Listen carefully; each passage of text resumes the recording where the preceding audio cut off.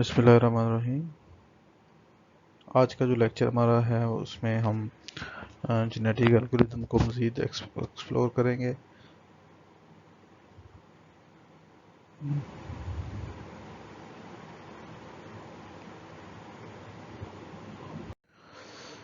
जी, genetic algorithms के जो steps हैं हमने लास्ट स्लाइड्स में भी इनको देखा था। आज इनको मज़ीद एक्सप्लोर करेंगे।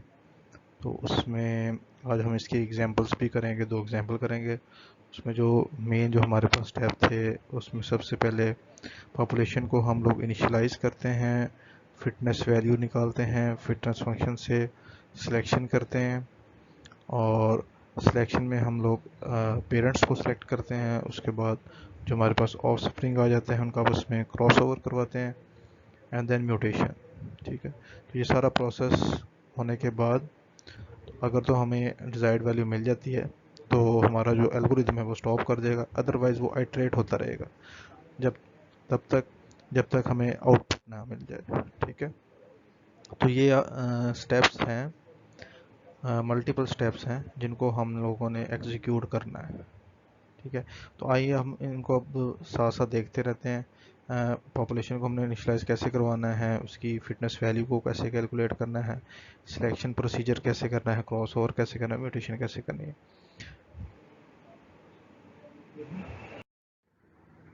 सबसे पहले हमने पॉपुलेशन को इनिशियलाइज करवाया। ये आपके पास पॉपुलेशन है, ठीक है, ये सारी, और उसमें हमारे पास 4 इंडिविजुअल्स हैं या क्रोमोसोम्स हैं, ये भी कहा जा सकता है। ठीक है, A1, A2, A3 and A4, और उनकी जो हर बिट है उसको हम कहते हैं जीन, और वो पूरी को क्रोमोसोम कहते हैं। ठीक है, जीन जो ग्रीन कलर में शो हो रही है आपका सारा एक क्रोमोसोम है और ये पॉपुलेशन है। ठीक है, ये जस्ट एग्जांपल के तौर पे आपको बता रहा हूँ। और इसमें population the process begins with a set of individual which is called population. ठीक है, एक ऐसा सेट जिसमें सारे क्रोमोसोम, कलेक्शन ऑफ क्रोमोसोम या कलेक्शन ऑफ इंडिविजुअल्स, उसको हम पॉपुलेशन कहते हैं। Each individual is a solution to the problem you want to solve. हर इंडिविजुअल के अंदर आपके पास सॉल्यूशन है जो कि आपकी प्रॉब्लम को सॉल्व कर सकता है। An individual is characterized by a set of parameters। ठीक है, ये जो ये इंडिविजुअल आपका, ठीक है, ये है A1 है, A2 है, 3 है, 4 है, इसको क्रोमोसोम भी कहते हैं। An individual is characterized by a set of parameters variable known as gene। ठीक है, उसके हर एक के पैरामीटर्स हैं जिसको हम जीन कहते हैं। Genes are joint into a string to form a chromosome. ठीक है, जिससे हमें सोल्यूशन जनरेट होता है। जीन्स को आपस में अगर हम इकट्ठा कर देते हैं तो एक क्रोमोसोम बन जाता है। In a genetic algorithm, the set of genes of an individual is represented using a string in terms of alphabet. Usually binary values are used, string 1 and 0। ठीक है, मोस्टली केसेस में हम इनको जो यूज़ करेंगे वो 1 और 0 की फॉर्म में हम यूज़ करेंगे। और वो ऐसे भी हम कह सकते हैं कि encode the gene in a chromosome. ठीक है, जीन को हम जब भी इनकोड करेंगे वो 1 0 की फॉर्म में ही इनकोड करेंगे, और हमारे पास जीन वैल्यू 0 1 इंटीजर होगी, उसको हम कन्वर्ट कर लेंगे बाइनरी में। ठीक है, तो ये अब हमारे पास 4 क्रोमोसोम है और एक पॉपुलेशन है और एक जीन है, और जो इसके अंदर वैल्यू है उसको हमने लास्ट टाइम भी देखा था, उसको हम एलील कहते हैं।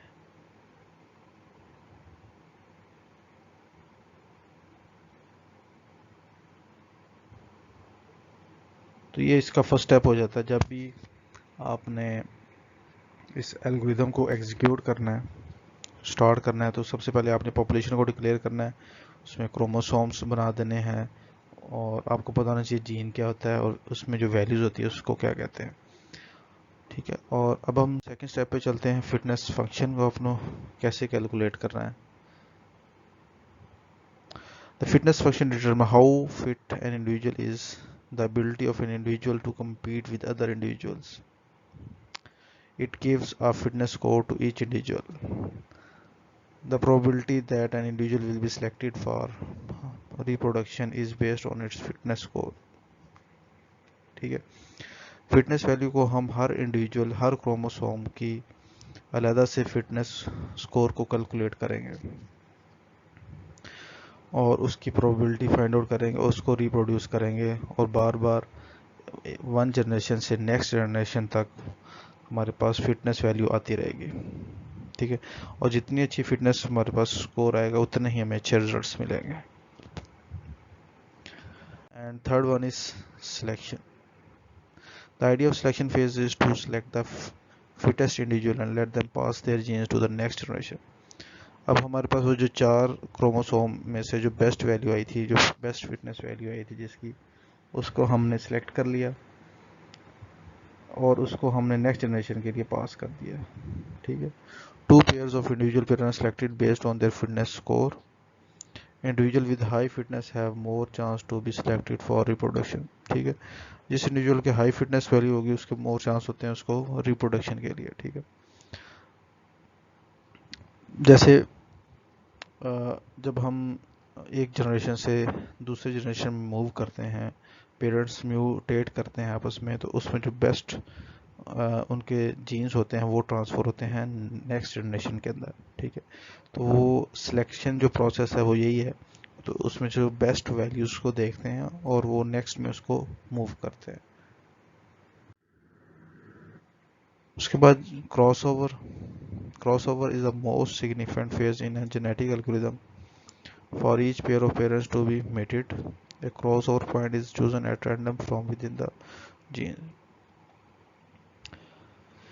फॉर एग्जाम्पल, जैसे कि हमारे पास 2 इंडिविजुअल हैं A1 एंड A2, तो अब हमने इसका क्रॉस पॉइंट लगा दिया 3 पे, मतलब 1 2 3 पे जाके हमने ये रेड लाइन ड्रॉ कर दी है. ये हमारा क्रॉस ओवर पॉइंट है. ठीक है, अब हमने इन दोनों क्रोमोसोम को आपस में क्रॉस ओवर करवाना है. जो पेरेंट्स हैं इनको आपस में म्यूटेट करवाना है. ठीक है, तो वो अब हम क्या करेंगे, ये जो नेक्स्ट स्लाइड में देखते हैं. जैसे कि ये देखें, जो नीचे वाली बिट है हमने इसको ऊपर शिफ्ट कर दिया, ऊपर वाली बिट को नीचे शिफ्ट कर दिया.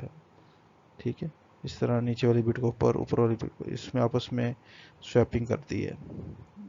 ठीक है, एक जीन की दूसरे जीन के साथ. ठीक है, exchanging gene among parents.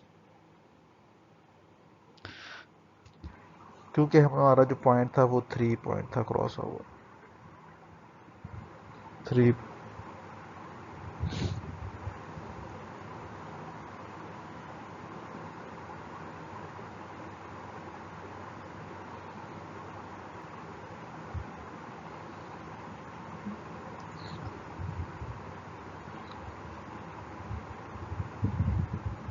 Point cross over. और अब हमने इसमें क्या किया, एक्सचेंजिंग जीन अमंग पेरेंट्स. हमारे पास अब हमने इनको आपस में बिट्स को चेंज कर दिया है और हमारे पास नए ऑफ स्प्रिंग्स आ गए. देखें, यहाँ पे 000 था और यहाँ पे 111 आ चुका है और आगे सेम वैसे ही है. और यहाँ पे 111 था, यहाँ पे 000 आ चुका है. तो ये क्या हो गया, क्रॉस ओवर हो गया. क्रॉस ओवर में इसी तरह का प्रोसीजर है जिसमें हम जो हमारे पास नंबर ऑफ इंडिविजुअल्स हैं और नंबर ऑफ जो क्रोमोसोम्स हैं उनको आपस में हम क्या कर देते हैं, एक्सचेंज कर देते हैं. वो किसी भी पॉइंट पे कर सकते हैं, मल्टी पॉइंट पे भी कर सकते हैं, सिंगल पॉइंट पे भी कर सकते हैं. ठीक है, और 3 पॉइंट पे भी कर सकते हैं. तो इसके भी प्रोसीजर है. तो आप यहाँ से ज़रूरी नहीं है कि आपने यहीं से करना है, आप इस पॉइंट पे भी से भी कर सकते हैं, इस पॉइंट से भी कर सकते हैं. ठीक है, और ये वाली जो स्ट्रिंग है आप इसको इधर भी लिख सकते हैं और इसको इधर भी लिख सकते हैं. ठीक है, तो ये क्रॉस ओवर होता है. ठीक है, अब जो लास्ट स्टेप होता है, वेरी इंपॉर्टेंट, म्यूटेशन. इसमें हम क्या करते हैं, नंबर ऑफ जो हमारे पास रैंडमली बिट्स हैं उसमें से किसी बिट की वैल्यू को चेंज कर देते हैं, किसी भी बिट की वैल्यू को चेंज कर देते हैं. देखें, insert new offspring form. जैसे नए ऑफ स्प्रिंग आ जाते हैं आपके पास, some of their genes can be subjected to a mutation with a low random probability. This implies that some of the bits in the bit string can be flipped. So mutation occurs to maintain diversity within the population and prevent premature convergence. अब ये देखें, before mutation हमारे पास ये वाली string थी 11100, और जब हमने इसको म्यूटेट कर दिया उसमें हमने 1 की जगह 0, 0 की जगह 1, 0 की जगह 1, ठीक है। नंबर ऑफ बिट्स को हमने एक्सचेंज कर दिया रैंडमली। आप इस बिट को भी कर सकते हैं, इस बिट को भी कर सकते हैं, ज़रूरी नहीं कि आपने इसी को करना है।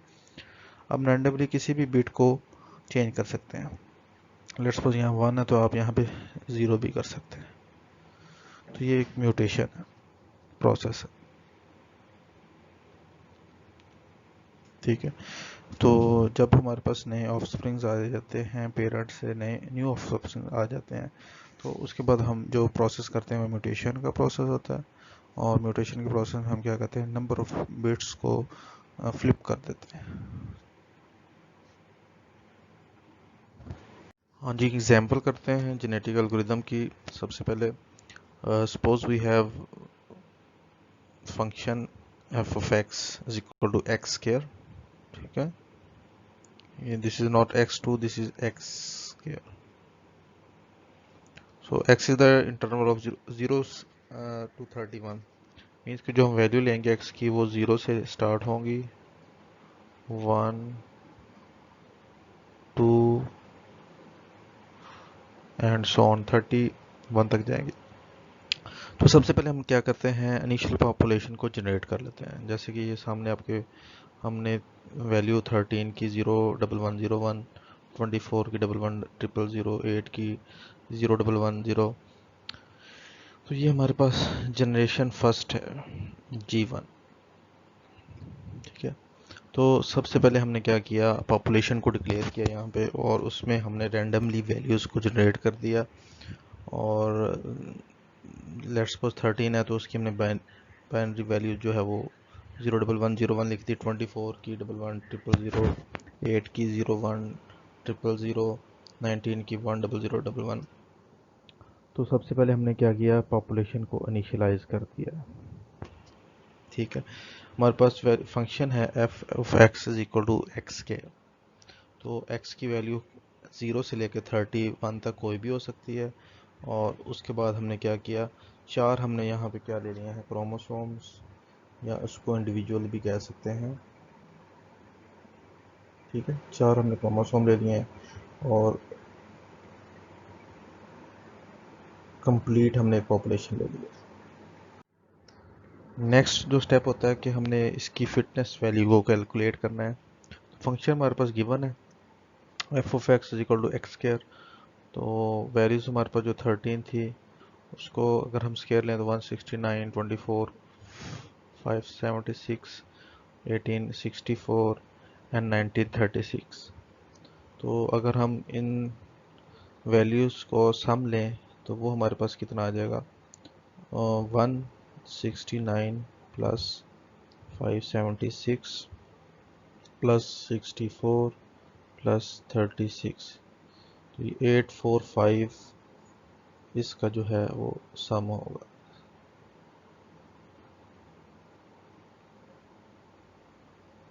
Total sum of fitness value. तो जो फंक्शन था उसमें हमने ये 4 वैल्यूज़ ली हैं और उनका स्केयर लिया है। तो ये सबकी फिटनेस वैल्यू कैलकुलेट होगी 169, 576 and 64 and 36। So these are the fitness value. हाँ जी, तो फिटनेस वैल्यू के बाद हमारे पास जो नेक्स्ट स्टेप है, जो नेक्स्ट कंपोनेंट है जेनेटिक एल्गोरिथम का, वो सिलेक्शन है। सिलेक्शन में हम क्या करते हैं, कोई भी दो इंडिविजुअल के जो हैं वो पेरेंट्स को सिलेक्ट करते हैं। तो उसका क्या प्रोसीजर है, सबसे पहले जो हमने पॉपुलेशन को इनिशियलाइज किया था वो ये वाली स्ट्रिंग थी, ठीक है। और उनके ये वाले आपके पास वैल्यूज़ थी 13, 24, 8 एंड 19।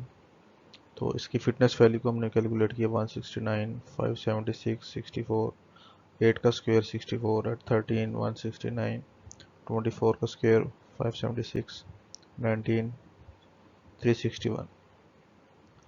सो तो पेरेंट्स, इसकी जो ये प्रोबेबिलिटी हमने निकाली है, ठीक है, वो इस फॉर्मूले के तहत, ठीक है, जहाँ से हम क्या करेंगे, पेरेंट्स को सिलेक्ट करेंगे।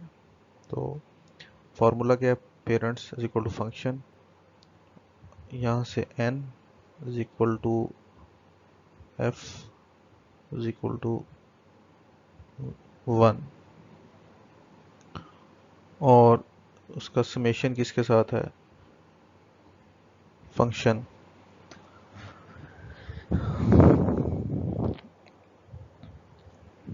अब हमने इसमें क्या करना है, 169 को डिवाइड करना है, जो टोटल वैल्यू आई है हमारी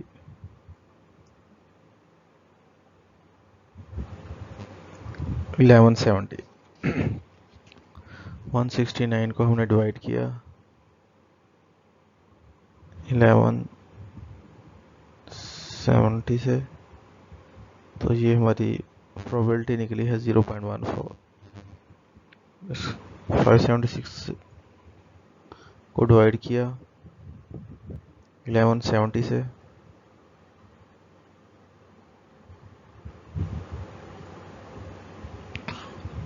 तो ये 0.49।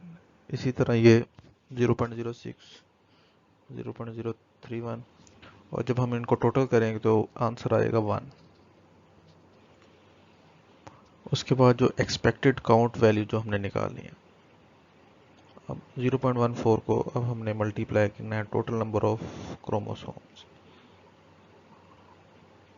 ठीक है। तो हमारे पास कितने, 4 है। 0.14 को मल्टीप्लाई करेंगे 0.56, 1.97, 0.22 और 1.23, और जब हम इनको सम करेंगे, टोटल करेंगे, तो 4.00 आएगा।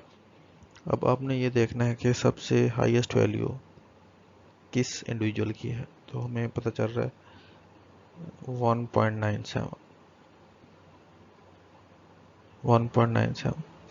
तो ये जो हमारे पास सेकंड इंडिविजुअल है, इसकी सबसे हाईएस्ट वैल्यू है, and 0.22 is the least value of this population, ठीक है। तो इसमें से हमने दोनों ही पेरेंट्स को सिलेक्ट कर लेना है, ठीक है। सिलेक्शन प्रोसीजर में हमने क्या किया कि हमने 2 इंडिविजुअल को सिलेक्ट कर लिया, 2 और 3 को, 2 की हमारे पास हाईएस्ट वैल्यू है। नेक्स्ट स्टेप जो था हमारे पास क्रॉस ओवर, जिसमें हम जो हमारे पास स्ट्रिंग्स होती हैं, क्रोमोसोम्स होते हैं, उनको आपस में क्या करते हैं, उनकी वैल्यूज़ को चेंज करते हैं।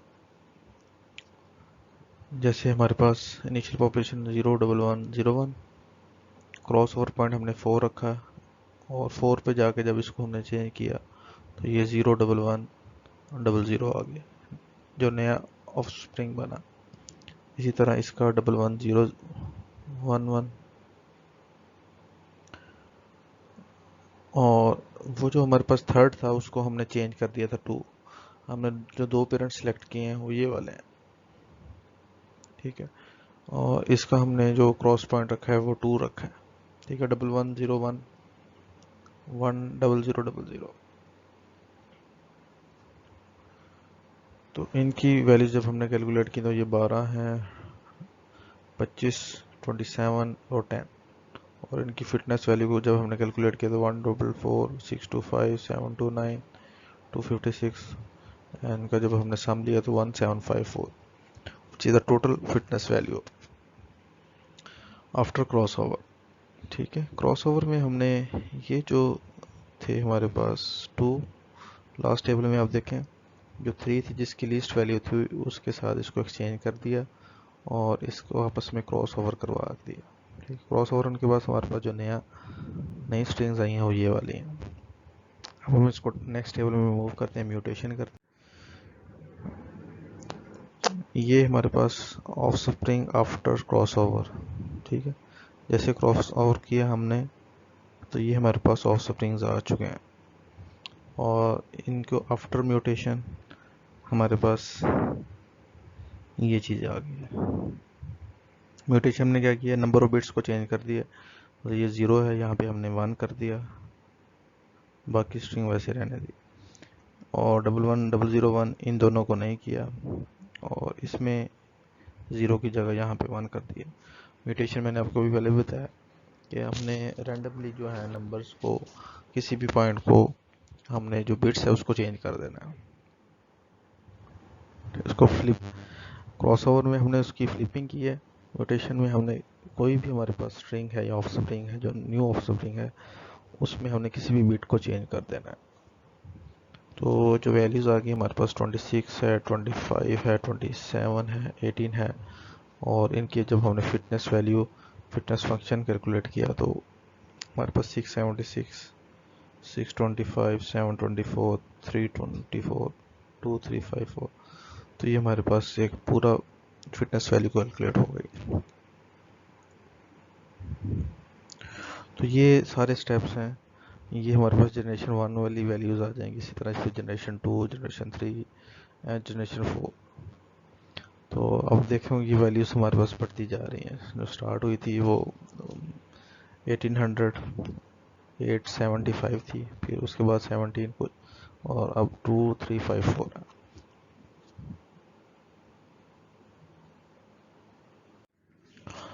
जी एक और एग्जांपल करते हैं, the max one problem. Suppose we want to maximize the number of ones in a string of binary digits. Is it a trivial problem? Yes, it may seem so because we know the answer is advanced. हमारे पास कोई भी binary numbers की कोई string है, उसमें हमने देखना है कि मैक्सिमम नंबर ऑफ वंस कितने हैं।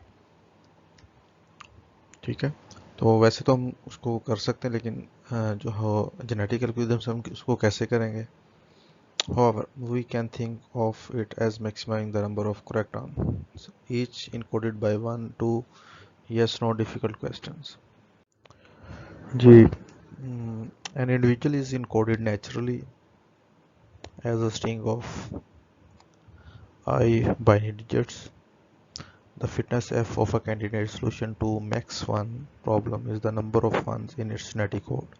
ठीक है, मैक्स वन प्रॉब्लम ये है कि नंबर ऑफ वंस हमने फाइंड आउट करने हैं, जो उसकी जो स्ट्रिंग है हमारे पास उसमें नंबर ऑफ वंस कितने हैं। ठीक है, तो वही हमारे क्या होगा, फिटनेस वैल्यू होगी। We start with the population of n random strings. ठीक है, suppose that i is equal to 10 and n is equal to 6। जो हमारी स्ट्रिंग है वो, उसमें मतलब जीन जो है वो 10 होंगे। ठीक है, जीन 10 होंगे, और जो n इज इक्वल टू 6 है वो हमारी क्या टोटल नंबर ऑफ पॉपुलेशन है। ठीक है,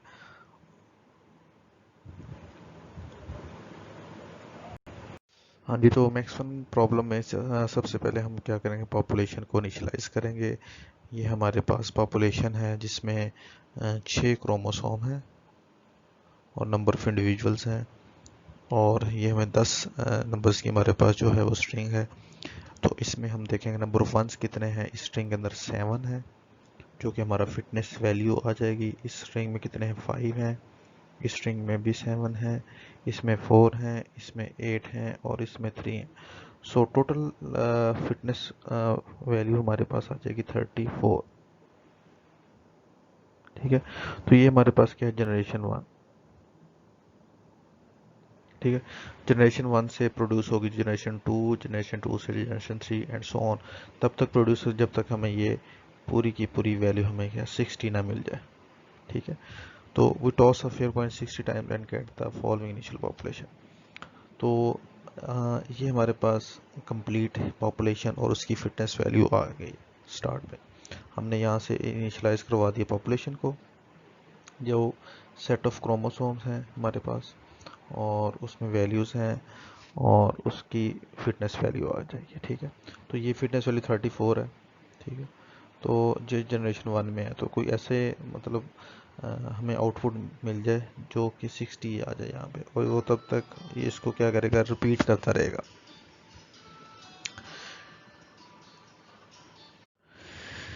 हाँ जी, तो ये सिलेक्शन प्रोसीजर करेंगे, उसमें we randomly use a biased को select a subset of the individual based on their fitness value. तो फिटनेस वैल्यू जो हमारे पास आई थी उसको हम डिवाइड करेंगे टोटल वैल्यू से 34 से, और उसकी प्रोबेबिलिटी फाइंड आउट करेंगे।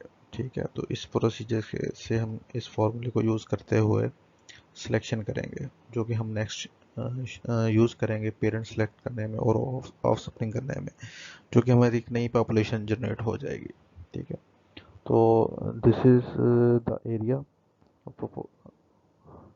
Is proportional to fitness value, जो सबसे फिट वैल्यू होगी उसको हम सेलेक्ट कर लेंगे for crossover for mutation. So जो हमने सिलेक्टेड किए हैं उसमें से suppose that after performing selection we get the following population, हमारे पास ये वाली पॉपुलेशन आ गई है। ठीक है, S1 S2 S3 S4 S5 and S6। अब हम इसमें क्रॉस ओवर करेंगे सिलेक्शन के बाद। Next we made strings for crossover for each couple. We first decide using some predefined probability, for instance 0.6, whether to actually perform the crossover or not. If we decide to actually perform crossover, we randomly extract the crossover points, for instance 2 and 5. ठीक है, 2 and 5 को हमने select कर लिया है। Next, तो before crossover हमारे पास ये रिजल्ट है S1 और S2, और आफ्टर क्रॉसओवर हमारे पास ये रिजल्ट है। ठीक है, तो हमने इसकी बिट्स को चेंज कर दिया है। ये जो 110 है यहाँ पे हमने 101 कर दिया है। ठीक है, और जो हमारे पास ये थी 101 110। ठीक है, जो हमारे पास S1 थी उसको हमने ये कर दिया, और ये इसको हम यहाँ पे ले गए ऐसे क्रॉस, और इसको हम यहाँ पे ले गए। ठीक है, तो ये हमारे पास S1 और S2 आ गई है, उसके रिजल्ट्स आ गए क्रॉस ओवर करने के बाद। उसके बाद हम म्यूटेशन करेंगे। The final step is to apply random mutation for each bit that we are to copy. The new population will have a small probability of error, for instance 0.1। तो जब हमें क्रॉस ओवर हो जाएगा हमारे पास, तो उसके बाद हम म्यूटेशन करेंगे। ये हमारे पास इनिशियल स्ट्रिंग है, और म्यूटेशन के बाद हम इसको क्या करेंगे, बिट्स इसकी चेंज कर देंगे। ठीक है, यहाँ पे 1 है तो 0 कर दिया, ये 1, और इसको 0 कर दिया, और ये 0 1 है। रैंडमली हम बिट्स को चेंज करते जा रहे हैं, तो ये हमारे पास ये वाली स्ट्रिंग आ जाएगी। ठीक है, and now iterate in one iteration the total population fitness change from 34 से 37 तक चेंज हो गई है। ठीक है, जो फिटनेस वैल्यू है वो 34 से 37 तक आ गई है, जो कि इम्प्रूवमेंट है 99%। ठीक है, at this point we go through the same process all over again until stop criterion is met. और इस पॉइंट पे हम लोग इसी प्रोसेस को क्या करेंगे, रिपीट करेंगे। कब तक रिपीट करेंगे, जब तक हम उस फाइनल क्राइटेरिया तक नहीं पहुंच पाते। ठीक है, अब ये जनरेशन 1 थी हमारे पास, और उसमें फिटनेस वैल्यू चेंज हुई है 34 से 37%, और जो कि इम्प्रूवमेंट हुई है हमारी 9%। और इस पॉइंट पे आगे हम लोग क्या करेंगे, उसकी जो है प्रोसेस को अगेन एंड अगेन रिपीट करते रहेंगे अनटिल हमारे पास जो क्राइटेरिया है वो कंप्लीट हो जाए। होपफुली आपको ये दोनों एग्जाम्पल समझ में आ गए होंगे, और इसको ट्राई करें। नहीं समझ में आए तो डिस्कस करें मुझसे। अल्लाह हाफिज़।